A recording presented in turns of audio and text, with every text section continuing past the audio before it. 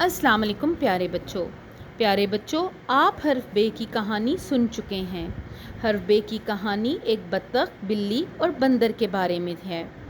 इसके अंदर आपने बादल और बारिश का लफ्ज़ भी सीखा है। चलिए अब बारी है हर्फ बे के बारे में मज़ीद जानने की। मैंने आपको एक बिल्ली की तस्वीर दी है। ये देखिए, इस बिल्ली के अंदर मुख्तलिफ़ हरूफ लिखे गए हैं। आपने इनमें से हर्फ बे को तलाश करना है और उसमें नीला रंग भरना है।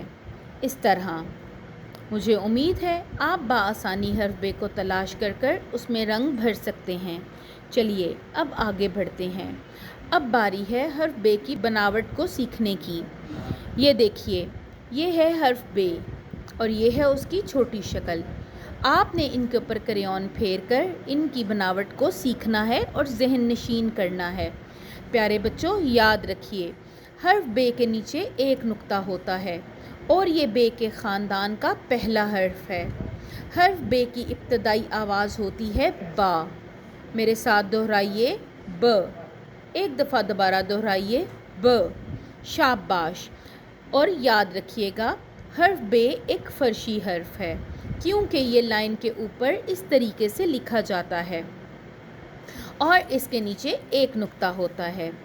ठीक है प्यारे बच्चों, आप इसी तरह से सीखने का अमल जारी रखिए। अगली वीडियो में अगले सबक के साथ मुलाकात होगी। अल्लाह हाफ़िज़।